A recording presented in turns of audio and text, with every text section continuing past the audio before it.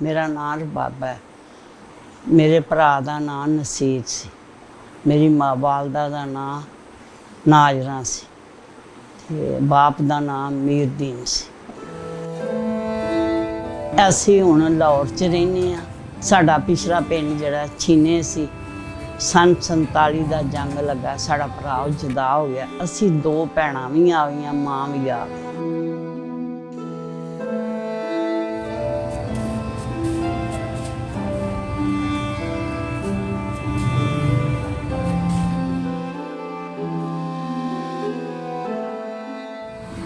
ਜਿਹੜਾ ਇਹ ਭਰਾ है ना, अगर सानू जिंदगी च मिल जाए तो जे मुसलमान है तद भी मिल जाए, अगर जे उन्हें अपने मजहब च रखा तद भी मिल जाए।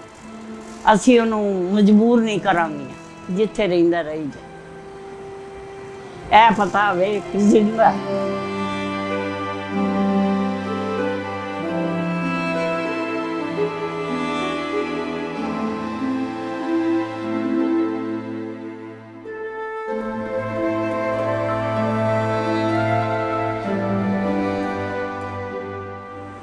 साढ़े प्यो ने जिस तरह आंदा है बच्चा, सानू पता जा साढ़े खुदा नू किसी नू साड़ी कदर नहीं। साढ़े बाप ने गोडे टुट गया सी, डिग डिग गड्डियां ते बुरे हाल बौंके दड़े। साड़ियां फुफियां आंदियां सी इंज करके चबारा हुंदा सी ते आंदा ही अपने बच्चों नू भैन खुदा दा नाम लै जाओ, मेरे बच्चे नहीं, मेरा दरवाजा बंद कर जाओ। उन्हें सानू प्यार नहीं फोका दिता, दुनिया तो रुखसत हो गया। माँ 8 महीने बाद भी मर गई। चाचे ने साड़ी परवरिश की, माड़ी की चंगी की। होर कोई साड़ा ना कोई मामा है, ना कोई मासी, ना कोई होर रिश्ता ही है कोई नहीं।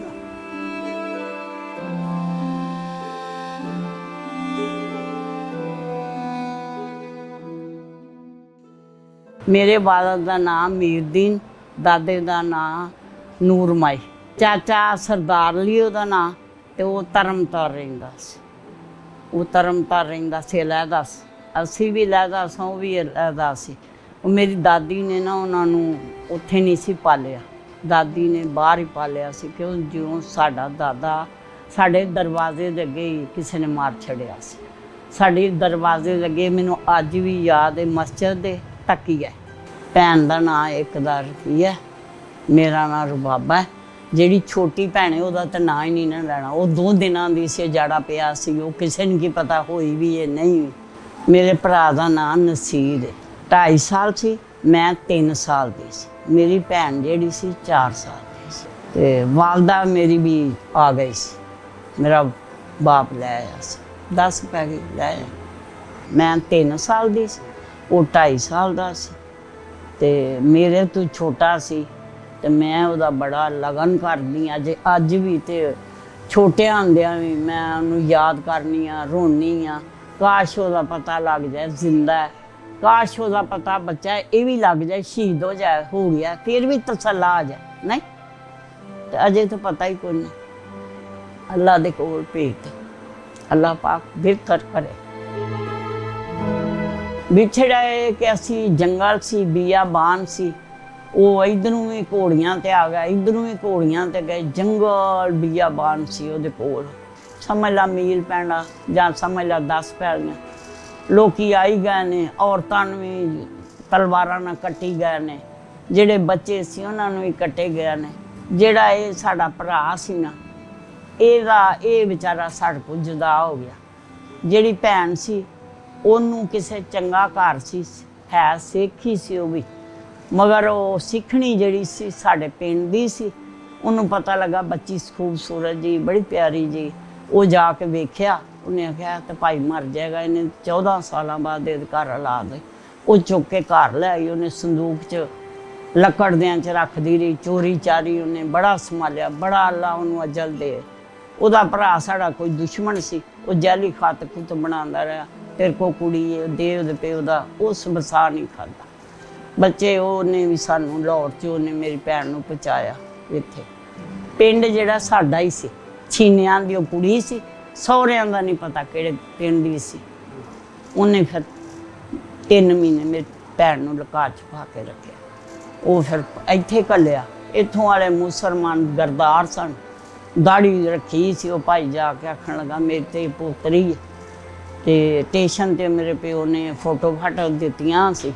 उन्हें आख्या असी कुड़ी बेचनी, बाबे ने उन्हें आख्या असी करनी। एक जने आखा हुई पुलिस वाले दी ना, उन्हें आख्या बाबा लियाई असी मुल ले लांगे। वो कुड़ी आंदी, उन्हें तस्वीर मिलाई, मेरा प्यो उत्थे आया। उन्हें आख्या बच्ची लभ गई। कहंदे किस तरह? कहंदे ये गल छड्डो, बच्ची लभ गई, दसो हुण टाइम केड़ा? उन्हें आख्या इन्ने बजे वो बाबा आएगा, तुसी भी आ जाओ। वो बाबा आ गया।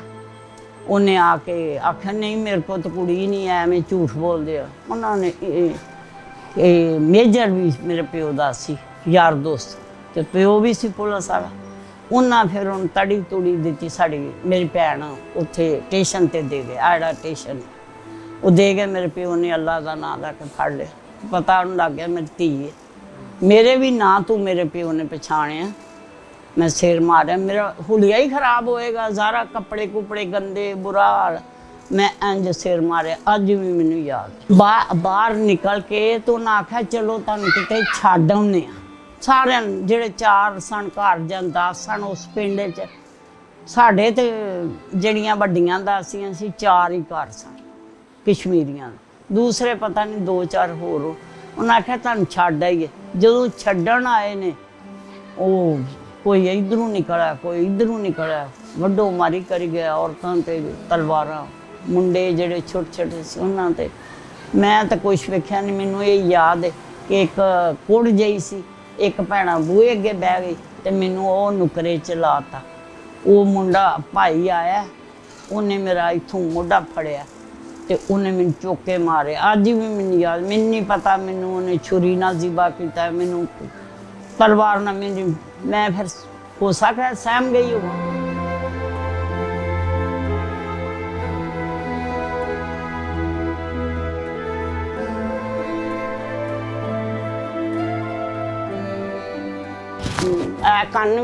कन्न दे पिछे भी है, ए भी ये बच्चे तलवार होना मैनू मारे शहर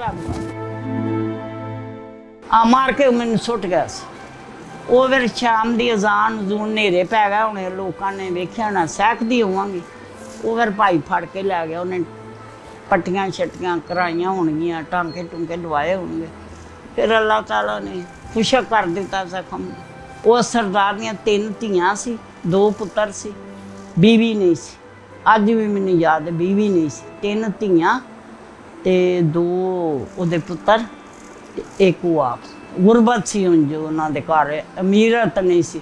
टुटा भज्जा मकान सी, रहत बहत तरखान सी, कम तरखाना सी वो करता है। सिख सी। 3 महीने उन्हें रखिया सन ते अल्लाह किया। 3 महीनों तो बाद मेरा बाप मैनू भी लाया, मेरी वड्डी भैन भी लाया, मेरी वालदा ने भी लाया।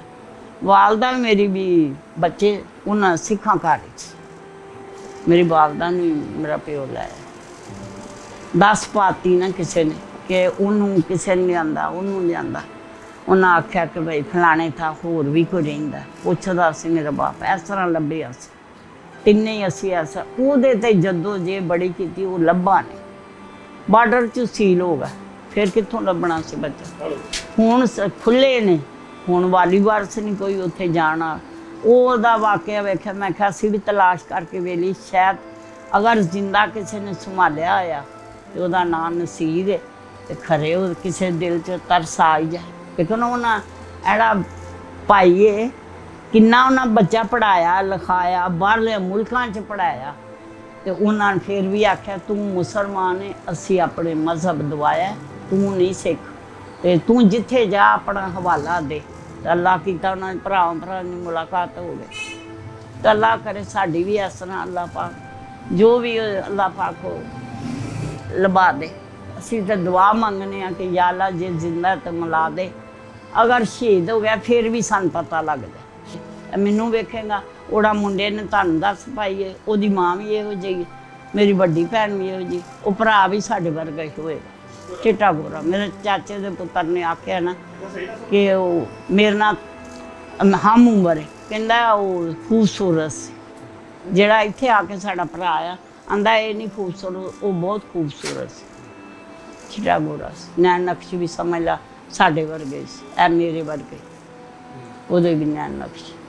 ਛੀਨੇ ਪਿੰਡ ਤੋਂ ਬਾਹਰ ਬੱਚਾ, ਅਗਲੇ ਦਿਨ ਮੇਰੇ ਪੁੱਤਰ ਨੇ ਵਿਖਾਈ ਉਹ ਜਗ੍ਹਾ। ਮੈਂ ਕਿਹਾ ਵਾਕਈ ਤੂੰ ਸਹੀ ਹੈ, ਇਹ ਜਗ੍ਹਾ ਮੈਨੂੰ ਅੱਜ ਵੀ ਜ਼ੇਨ ਹੈ। ਆਂਦਾ ਮੈਂ ਕਿਹਾ ਅਜੇ ਵੀ ਵੀਰਾਨ ਪਈ ਹੈ।